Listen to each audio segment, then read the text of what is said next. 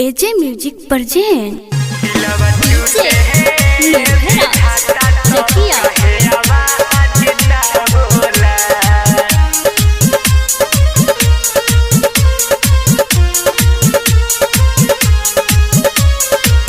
Mix by Rangeela recording studio Mirganj.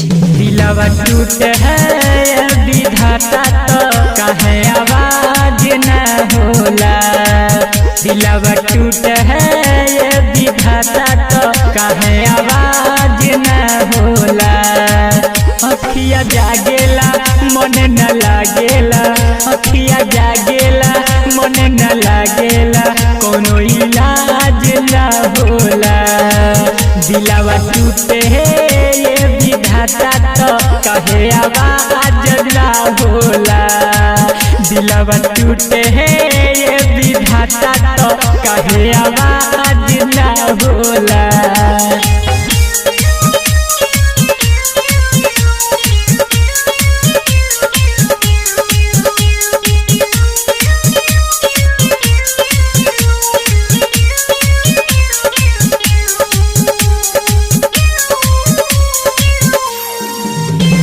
presented by Ragini Music। कोनो उपाय सुई दवाई सुट करे ना, कोई सच्चाई मन के मनाई हो खाओ भरे ना।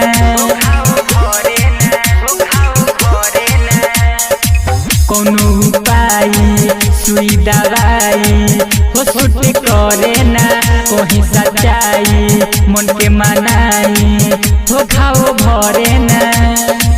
केहू न पूछे दिल के होलिया साथे समाज न होला। दिलवा टूटे ये विधाता तो कहे आवाज न होला। दिलवा टूटे ये विधाता तो कहे आवाज न होला।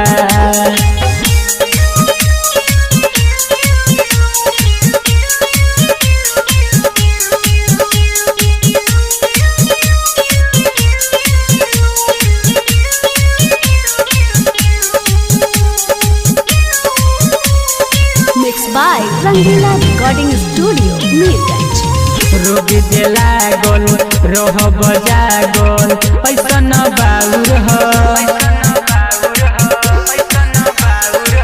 मासूम कवि बुलेट राजा हो कहे माहुर हो।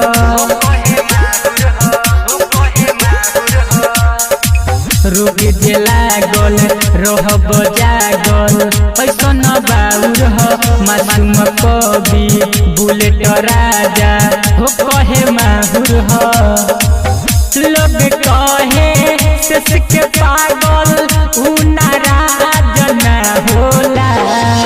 दिलवा टूटे ये विधाता तो कहे आवाज न होला।